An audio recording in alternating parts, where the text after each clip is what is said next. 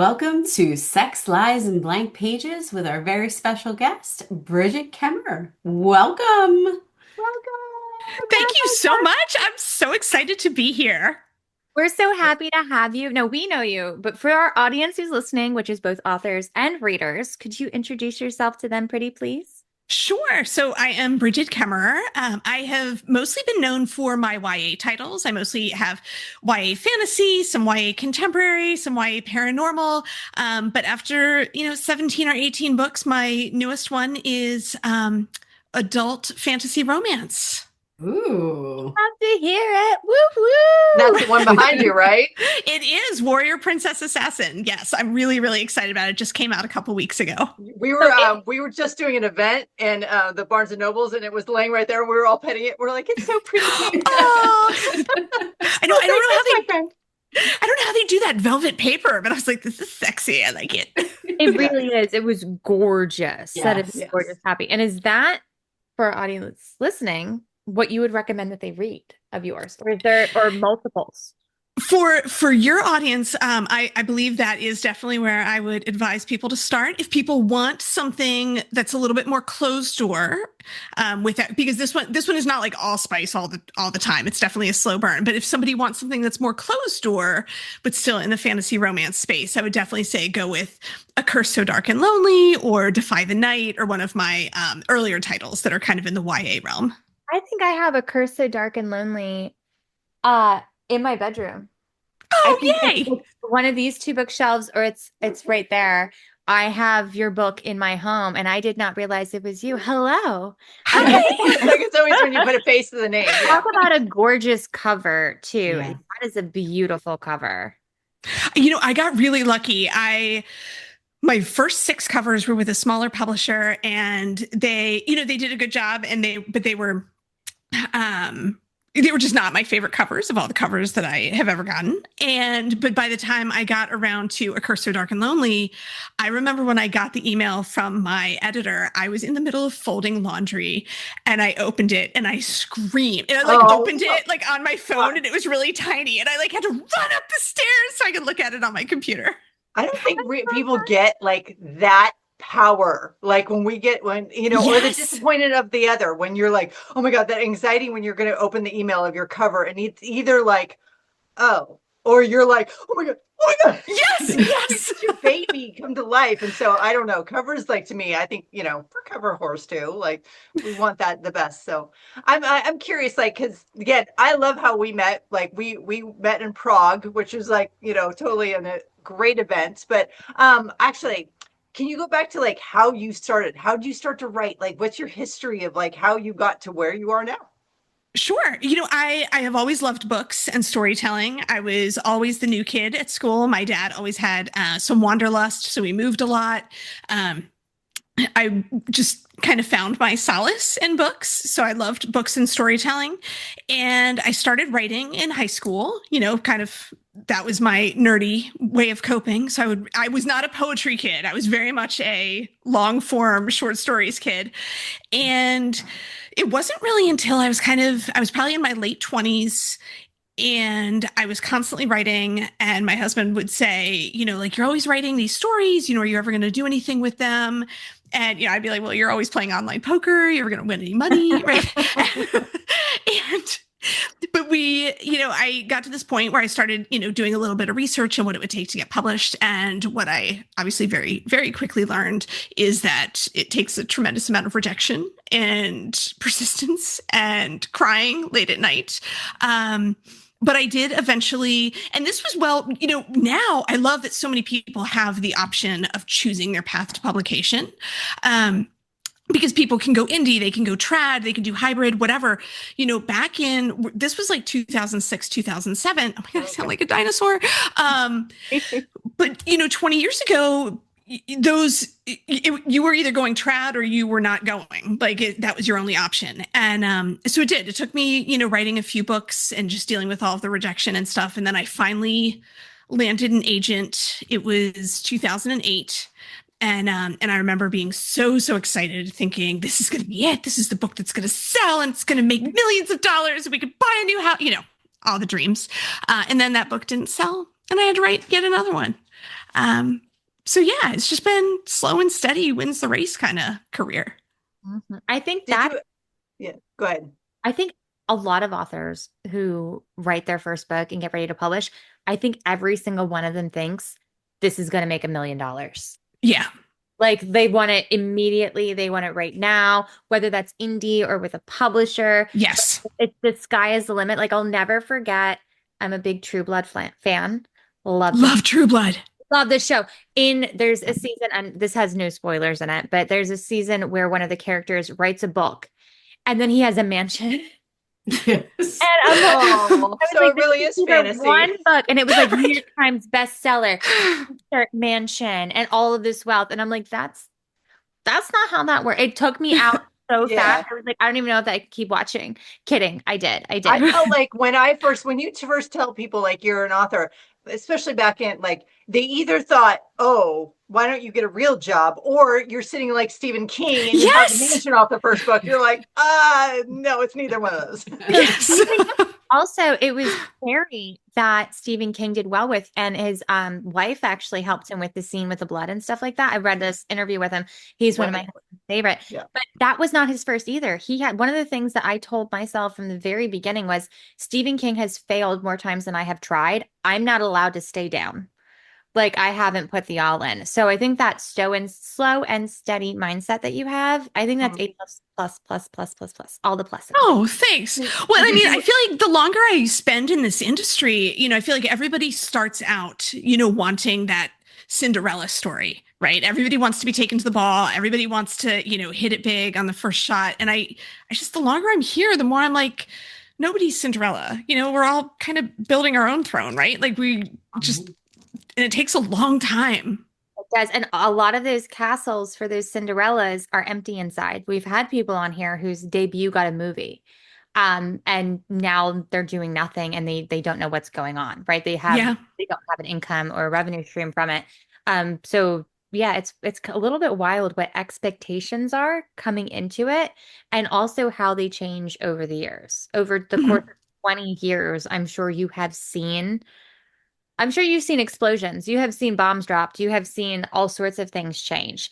And that brings me to one of my favorite questions ever. Some people hate this question. If you hate it, throw it away. Just throw it away. It's totally fine if you don't answer it. But one of my favorite questions to ask is, what is your high high and what is your low low? If you don't like to answer the low, that's okay though. I say like, because some people don't like the bad juju with it. So now it's yours. Let's see, the high. I mean, definitely like selling Warrior Princess Assassin was definitely like a career high for me. I don't know if that's like the highest high. When A Curse So Dark and Lonely was my 9th published novel. But that is the book, when it sold, it let me quit my day job. And that was my first book to hit the New York Times bestseller list. And I think about that a lot because that book really changed my life in so many ways. Because I had been working full time in finance. Like I had just been, I was out right before I sold that book. I had actually been at a point where I was like, do I need to give up this writing career? Like, because I didn't want my kids to grow up one day and their mom had basically spent their entire childhoods chasing this dream of publication. And when I sold A Curse So Dark and Lonely, it really did change my life. So that might have to be the high. That makes me almost want to cry. I love Yeah. Oh, I love because I think because people think high highs mean like it's like this event, like people are before you and you're standing there like this is the high. Actually, it can be very quiet. The high. yeah. It can be very subtle of like, oh my God, I did like my kids are okay. I did my dream. Like this. Yeah. Yes. Like, yeah. Now there's work for and it's it. what like and you can only even really see it as a high like looking back because I sold A Curse So Dark and Lonely in 2016. It didn't even come out until 2019, and it's really only looking back over my career to be like, wow, that book really did kind of just change the trajectory of everything. But in the moment I wouldn't have been like, this is the highest high. And then for low, I'm trying to think of how much to share on a podcast. Oh, bring it. No, and I do love this question because I love, especially when I talk about author life, I love being really real, especially for other writers. I will say that, okay, so something that I hear a lot is that, I hear like husbands often say, like, I hope my wife hits it big with the writing so that I can just quit and be a stay-at-home dad, or so that I can be a kept husband, or something along those lines. And and I have to say, it's one thing for men to say that. And then it's another thing for men to actually feel that when their wife starts achieving things. And I feel like I've seen this a lot in the writing world when, it's one thing when you're making a little bit of money and, and everybody's happy. Like, oh, maybe my kids can go to summer camp this year. Maybe we can go on a little bit nicer vacation. But then you kind of turn this corner, and suddenly if you're doing a ton of events, or you're traveling internationally, or suddenly all of the attention is on the wife, and it does start to have an impact on the relationship. And I'm not just saying mine, I feel like I've seen this across the board. There was a article that went viral a couple of years ago. Oh, I wish I could remember it off the top of my head. It was by Maggie Smith, and she was talking in this article. It was kind of a clip from her book. I think the book was called I Could Make This Place Beautiful. But in the clip, she was talking about how, as she began to become successful with her writing, how her marriage really kind of started to fall apart, and her husband kind of started not withdrawing his support, but was less supportive than you would expect a husband to be, especially somebody who had always been supportive. So as I began to get more successful, that definitely put a weird strain on the marriage. And we really had to talk through a lot of things. And that was definitely a low, because from the outside of my career, everybody was like, Brigid, everything is going really amazingly well. But then on the flip side, things were really kind of difficult. And what I've really learned, especially as I've seen other authors go through this, if the guy is in a place where he is feeling like, I'm trying to think of the best way to explain this. I did not mean to make this like a marriage therapy moment. No, I love it. I love it. No, Because this is like, resonates with what I went through as well 8 years ago, right? 1 year. yeah. And it also is a topic I don't think anybody's really brought up before. And it's fascinating. No. I think Oh, it's okay. Yeah. true. Yeah. So what I have found is as I've talked to other women who have gone through this, is like, if the man is feeling internally like, what is my purpose here? Like, am I truly needed? And he's willing to kind of, look inside and be like, oh, wait, I am still needed. I am still needed, and then I think that people can move past it. But if the man is feeling resentful about his wife's success, if that's more external, like if all the emotion there is external, then in the cases that I've seen, that's a little harder to move past. I was very lucky in that, we had so many conversations, and went on lots of walks and played lots of board games, and, and had lots of conversations where it was more about him being like, do you really need me? And feeling worried about that. And of course, oh my God, I'm gonna cry. Like, of course, no, because I love him so much. And of course I need, but it was this moment where just everything kind of needed to be recalibrated. And I have a friend who made this comment recently, where she's not going through this same kind of situation, but something somewhat similar. And she said that someone said to her, that you can either have a great career or you can have a great relationship, but you can't have both. And as soon as she said it, I had this visceral reaction. And I was like, first off, no one would ever say that to a man. No, absolutely. No one would ever say that to a man, ever. And then secondly, I'm like, it's so untrue. It's so untrue, because I feel, I feel like my husband and I now, like, especially after going through that and really kind of recalibrating, are stronger than ever. And, the other wives who've gone through it and kind of come out the other side seem stronger than ever. And I feel like I can list a dozen women off the top of my head who do have a great career and have a great relationship. So it really broke my heart to hear somebody saying something like that. Yeah, 100%. And I am also one of those women. When I started, my husband was the breadwinner. I was a stay-at-home mom. Then he quit his job to be the stay-at-home dad. So role reversal. Yeah. with me, and my love language is acts of service. And he had never worked in the industry and had to learn things, and his love language is quality time. So it was a recipe for disaster. Oh, wow. Yeah. Yeah, and we went through our moment, and we came out of it so much stronger and getting a real happily ever after. And I love that. Yeah. yeah, so that it resonates. So you're definitely not alone, and 100% everything that you said is so true.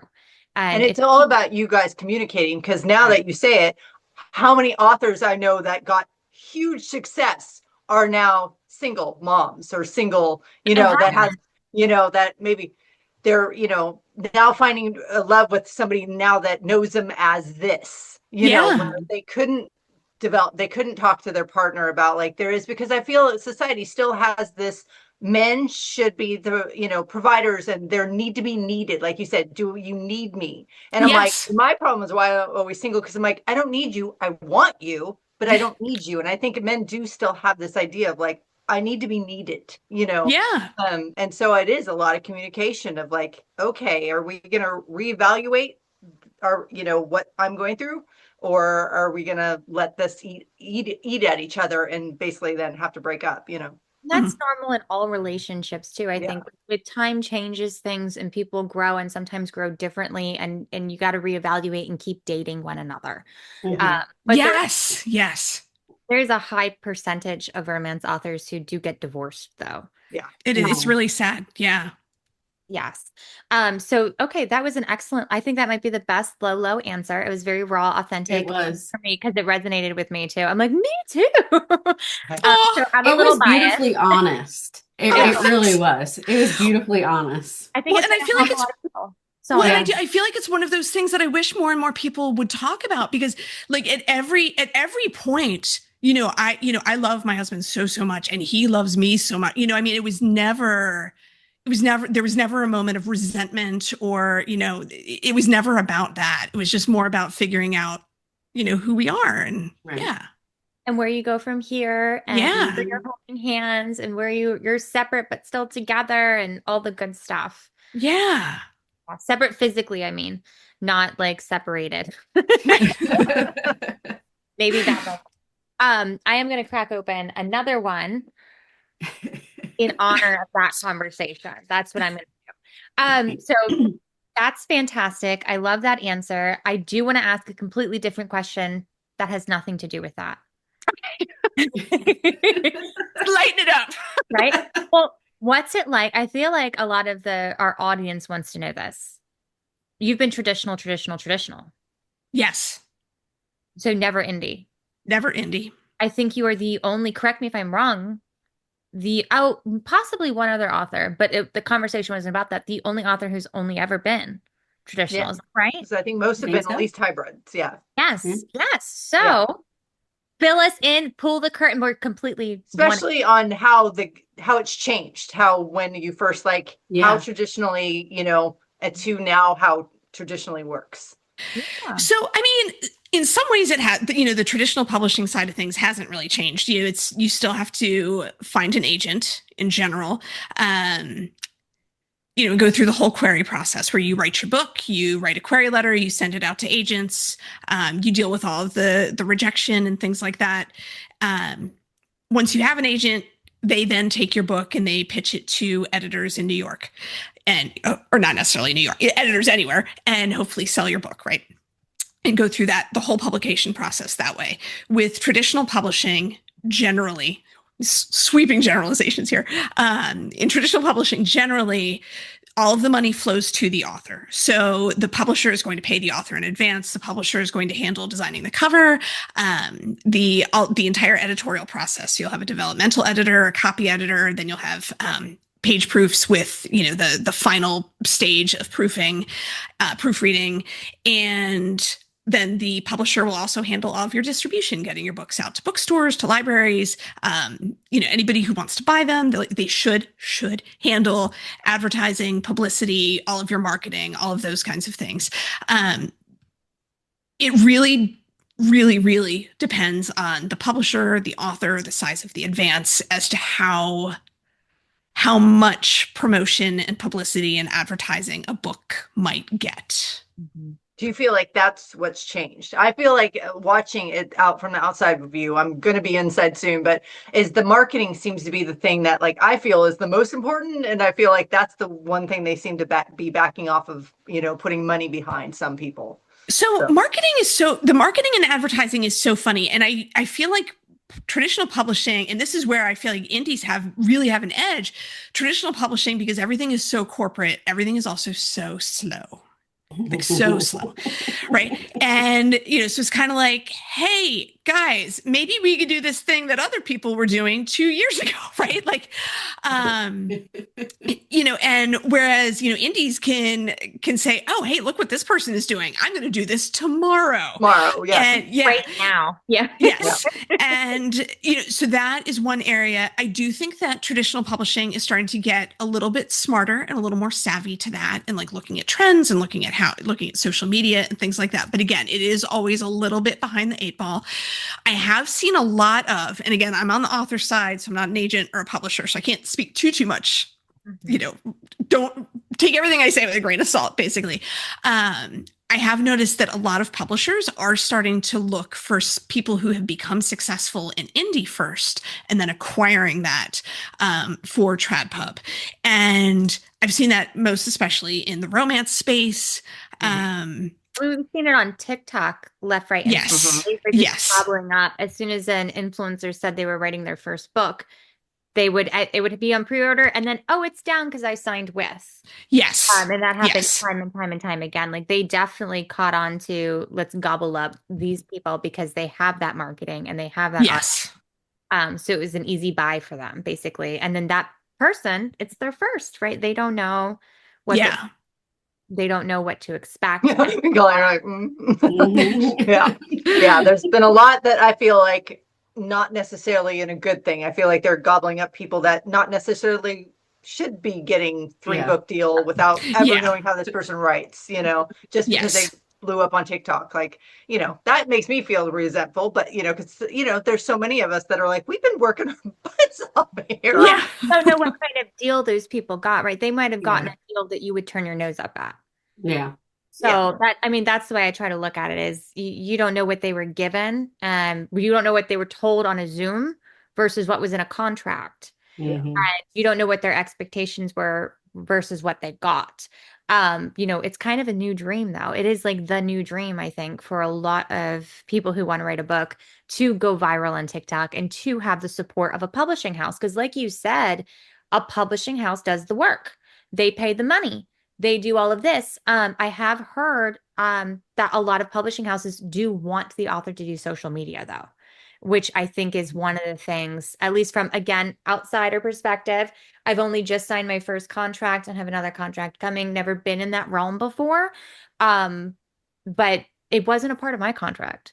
I had nothing in there about social media. And I was like, if I was them, I would make me do posts. But I think that they just know that I'm going to do it because I know. I'll be quiet. Don't give them that. So I'm like, because I want them to do it for me. You've got stuff in yours. Do it all. I apologize. I didn't mean to say that. Give them hints. So what is your experience? That just brings me to the question of, what is your experience with your self-marketing and via social media versus the publisher? Do you feel that pressure? Do you not need to do it? Do you like it? Do you hate it and just stay away from it? So, what's funny, my very first book deal was really small. A lot of people actually think I started indie because my first books were very, very small. And I do have a bit of an indie mindset towards a lot of things because I just had to do so many things for myself. And even to date, like, I still do a ton of things for myself. And, I don't mind doing the social media. I absolutely understand some authors that don't want to do the social media. I talk to a lot of authors that are like right at the debut stage or just starting out. And they're like, what do I do? And sometimes it can just be really simple stuff, like just put some quotes on Canva, just, have your, significant other or your kids or whatever, just take random photos of you all over the place and just stick them in a folder on your phone. So then you can just have something, just as far as authors having, plenty of just things to just draw from. I think it's always really helpful to have things just ready to go, because there are definitely going to be days where you do not feel like posting anything at all on social media, and just having, a little Canva folder or a little random folder on your phone of, oh, I'm just going to post this picture of me like holding a glass of wine at the restaurant with just a pithy little caption. And sometimes it really is just as easy as that. Yeah, and sometimes it has nothing to do, because of course I follow you, that nothing to do with your books. It's about like when you were trying to get back into shape and the realness of that, and how many, especially of us authors that's behind the computer, that are like, I don't have the inspiration to do that. And I'm like, okay, Brigid's out there running. She's doing good. Like, I got to do it too. And it's just like, so it's just like being real sometimes, of like showing that. I don't like showing that, but I like watching other people do that. Stacey is an introvert. Yes. Have you ever thought or needed to have an assistant in any capacity, or do you have so much comfort from the publishing house, like they're able to take on so much that you're very comfortable with how you're handling it and there's no need to hire anybody else to take on anything? So I do have a girl who's been helping, a young woman who's been, helping me out a little bit here and there for about like the last 9 months, just helping me keep on top of making sure, like I have Canva graphics for like if I'm doing events or things like that, or reminding me to post, or just answering some of my emails, like scheduling things. Clearly not this one since I was late. And those kinds of things. But for the most part, I'm very much a Capricorn, and I do a lot of things on my own. Right. See? And I'm just like, no, I've got it. It's fine. It's fine. It's fine. I might be doing it at 4:00 in the morning, but it's all good. It was the hardest thing for me to delegate, but as soon as I did, I loved it. And now I delegate everything. I'm like, it's gotten way better. It's so much better, right? Now, if I have an idea, I'm like, who can I give this to? Let it be me. I'm very tired. As you have witnessed, I have 3 children, and the youngest is a handful. He really tried to swing from the curtains, and then when I saved that incident, got yarn, attached it to a chair, and then brought it up the stairs so that he could bungee cord down on a piece of yarn. Yeah, he requires 24/7 management. Just because he's 4, he has no fear of anything. I don't know what that's like. I can laugh because I raised one of those. So. Right. I wanted to have a 4th child. I wanted 2 sets of 2. He decided he would have a child. So the ability to delegate as a Capricorn initially made me sick to my stomach. And now I'm like, thank you so very much. Help me. Somebody they're doing. But that's refreshing to hear from the indie perspective, that you've been in the industry for 20 years and you've only just hired somebody 9 months ago. And it sounds like they do a similar thing to what Sophie does with scheduling, skimming through emails probably to see what they can take off your plate, and managing social media. That's completely different, as Colleen can tell you, to the indie side where, I have 12 employees. My husband works with me as well. We have a printing thing in our warehouse of books and everything. Wildly different. That's awesome. Well, I imagine your vacations are longer. I imagine you're able to put your phone on for longer as well. And I think it's refreshing for our audience, which is a lot of readers, but a lot of authors as well, who are wondering both sides of things. It is so very different. I don't want to call it burden, but at times it can feel like a burden that falls on the indie shoulders, because if you don't do it, nobody will. I'm like, no, but then we also have control over covers, over this. So there's like good and bad of both. So I mean, there's definitely. I feel like we've talked ad nauseum about all the good for indie, but we haven't had an author who's been able to speak so clearly positively over the course of decades for traditional. Yeah. Yes. Yeah. Because I'm having problem, because I have the signed contract, but I'm having problem with the covers right now. I'm not willing to settle, and what they're handing me is like, no. It's hard. It's hard to be out of my control. I'm like, let me just take that. And there are moments like don't get me wrong, like the traditional side of things definitely has, just like any business path, the traditional side of things absolutely has areas that are so frustrating. And like you said, like the covers, if you get a bad cover, it can be like Yeah. soul sucking. And especially if the publisher doesn't necessarily want to work with you, or they're like, no, but we're done. And you're like, but you're not done. Like, you cannot be done. And, there are moments where things don't, they might make promises that aren't kept. That can be really, really frustrating. They might, change things. I've had a couple times in my career where either publication dates were changed. And, all of your money is kind of tied into when you turn something in and when your book is published. So when they, change things around, that can really mess with your finances. And, That's a big thing. I didn't know till I was signed that with indie, we get paid when, like once a month, it's there. Yeah. And then when you're hearing every 6 months, you'll get a paycheck, you're like, I'm sorry, what? Oh, and then you might also not have any idea how much it is. Like if you earn out, so, you get your advance, which is the money that they pay you, in advance. And, and then you have to sell your books to make that money back. Right. And then once that happens, like once you earn out and you've repaid that advance, you have no idea what your royalty checks could be. We always joke, like every 6 months, we're like, it could be $5, it could be $5,000, it could be $50,000. Who knows? And to wait on that, I'm like, my armpits are sweating, guys. Capricorn, how did you make it? Literally, how did you make it as a Capricorn without that control, right? We're a stubborn breed, the goat, right? But that lack of control. It's hard. It's really hard. By writing more books, I guess, being like, this is the part I can control. Like, yeah. Dive into what you can control, but it's a different beast. But I think there's a lot of little things that, again, that Will and I are both getting in the going from indie to hybrid, and it's just like, oh, no one ever told me this part. Like, I didn't know that was every 6 months, and then and I'm hoping for a quarter on my other one, because I'm like, we're used to getting paid, right, like, and it's all ours too. That's another thing, is the sharing money too, where like before, any book sales was mine, and now I'm like, oh, 50% they're taking that, or whatever it is. But it's just like, so there is people think like, oh, that sounds like a dream, like they do all the work and you don't, you just have to write. I'm like, yes, that sounds fantastic, but then there's the hiccups too, like you said, they're a little slower. There's the money thing that you're like, I'm sorry, how am I supposed to survive the 6 months prior to getting this paycheck?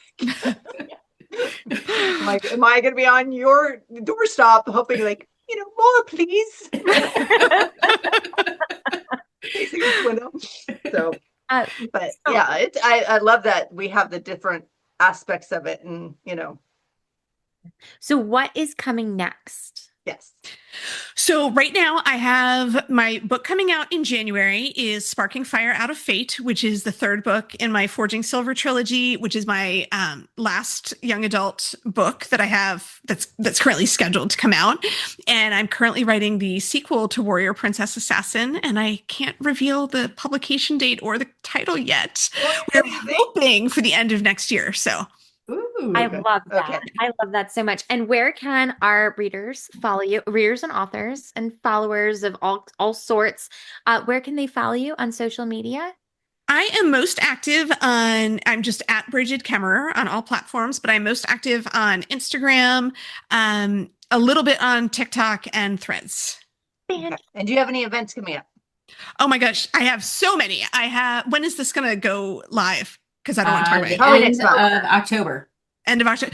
I have Romanticycon in Orlando at the end of October. And then while I'm down in Orlando, for anybody who doesn't have tickets to that event, I'm doing a signing with Elise Kova and Courtney Wynn in Orlando that October 26th.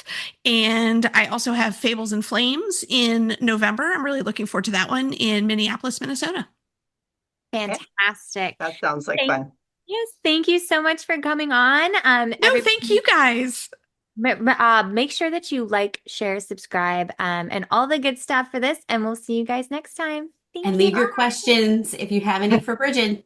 That's too. Or us.